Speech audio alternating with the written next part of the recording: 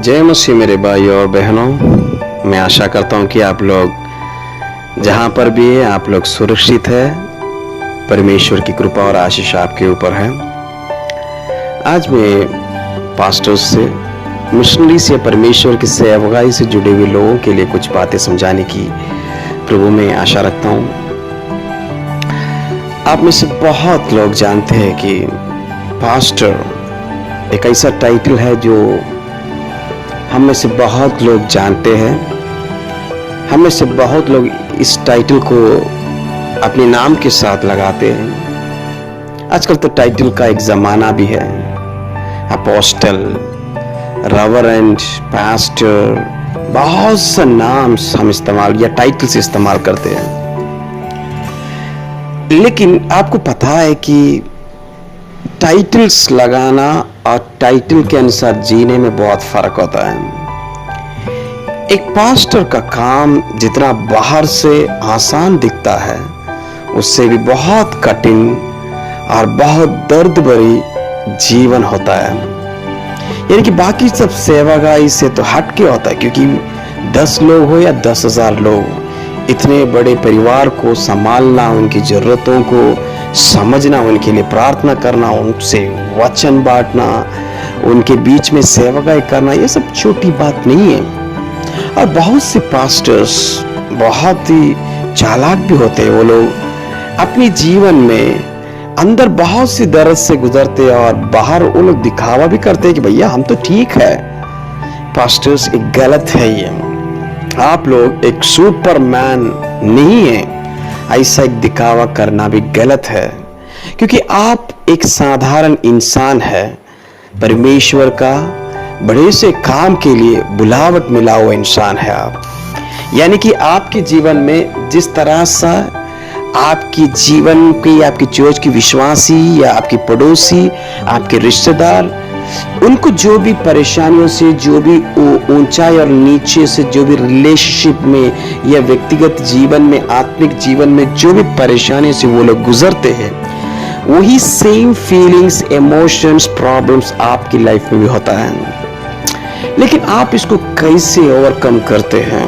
आप छुपाने से प्रॉब्लम्स खत्म नहीं होता है, बल्कि प्रॉब्लम्स को सोल्यूशन चाहिए। बहुत लोगों को मैंने देखा है कि वो लोग का मानना ये है कि हम परमेश्वर के साथ हमारा रिश्ता ठीक होना चाहिए, पवित्र आत्मा से भरना चाहिए और कुछ बड़ी सी बड़ी काम परमेश्वर की सेवकाई में करना चाहिए, तो निश्चय ही हम बहुत मजबूत बन जाएंगे। अच्छी बात है, परमेश्वर के साथ हमारा रिश्ता बहुत ही मजबूत होना चाहिए। लेकिन आपको यह भी पता होना चाहिए कि परमेश्वर का दास होने के नाते कि परमेश्वर के साथ सिर्फ रिश्ता होने से पूरी बात नहीं बनता है। अगर पूरी बात बनता है तो परमेश्वर अपने बच्चों से कहेंगे कि तुम लोग सिर्फ मेरे साथ ही रिश्ता रखो। लेकिन परमेश्वर का वचन ऐसा नहीं कहता है। कि परमेश्वर का वचन हमें साफ साफ सिखाता है कि हमें एक दूसरे के साथ संगति चाहिए। बहुत सी कलीसिया, जैसे कि परमेश्वर की नया नियम में जो लिखा गया है, नया नियम के अनुसार अगर हम देखेंगे तो परमेश्वर की कलीसिया में एक से ज्यादा परमेश्वर के सेवक लोग होते हैं। यानी कि अगर आपकी चर्च में एक से ज्यादा सेवक लोग हैं, यानी कि पास्टर्स है या जिसे हम एल्डर्स कहते हैं, एक से ज्यादा है, तो आपका संगति पहला उनके साथ होना बहुत जरूरी है। आप उनके साथ संगति रखना चाहिए जो लोग आपके लिए प्रार्थना करते हैं, आपको मदद करते हैं, आपकी जो गोल विजन को समझकर आपके साथ देते हैं।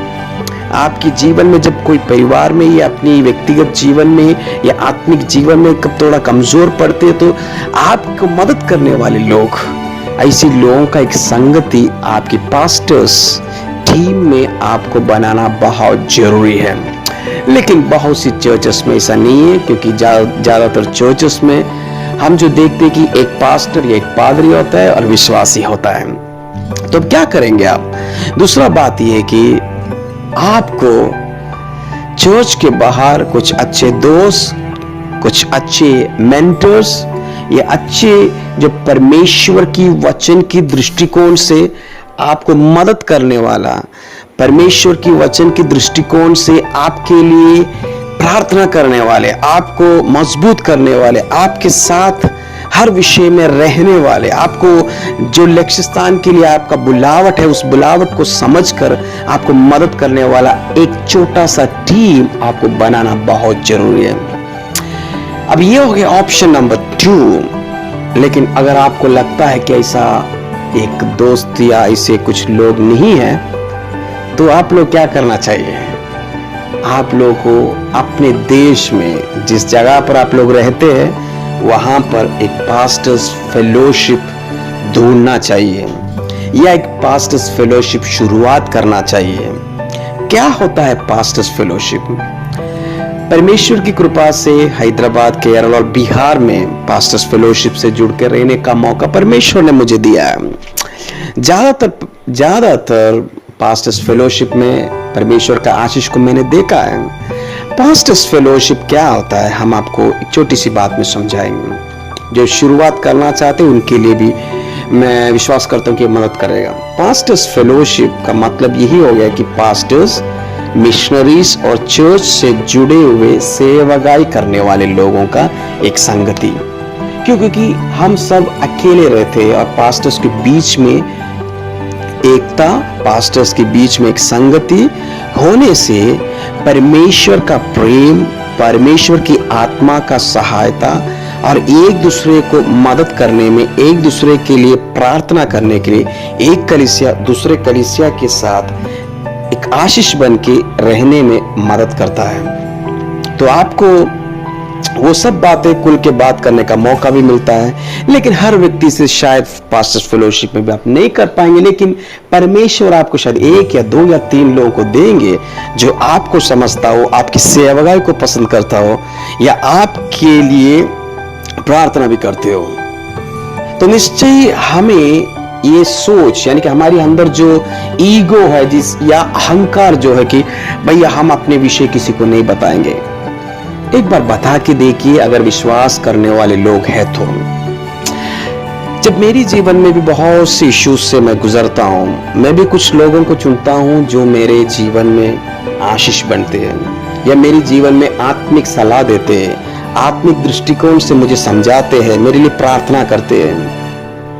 क्योंकि भजन संगीता 1 हमें सिखाता है कि दुष्टों की मार्ग या गलत लोगों का सोच और विचार के अनुसार हमें नहीं चलना चाहिए। यानी कि हमारी जीवन में हम बहुत लोगों के साथ जुड़ते हैं जो हमें गलत फैसला सुनाते हैं, गलत सोच और विचार और दृष्टिकोण से हमें चलाने की कोशिश करते हैं। शायद वो लोग पास्टर भी हो सकते हैं या अच्छा विश्वासी भी हो सकते हैं, लेकिन गलत उपदेश, गलत सोच विचार शायद आपका परिवार को वो तोड़ सकते हैं या आपकी मिनिस्ट्री को वो तोड़ सकते हैं या आपके जीवन को भी वो तोड़ सकते हैं।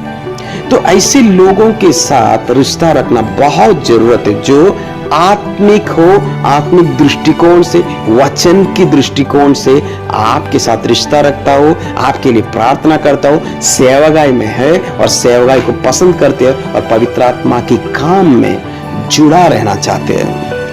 परमेश्वर के दास लोग, परमेश्वर के सेवक लोग, आप जिस तरह से प्रभु यीशु मसीह पिता के साथ या त्रिएक परमेश्वर के साथ अपने आप में एक संगति रखता है, निश्चय आपको भी एक संगति मिलना बहुत जरूरी है। जिस तरह से आप लोग कलीसिया में सिखाते हैं कि विश्वासियों को एक दूसरे के साथ संगति रहना चाहिए, उसी तरह परमेश्वर के दास लोगों को भी एक साथ एक संगति रहना बहुत जरूरी है।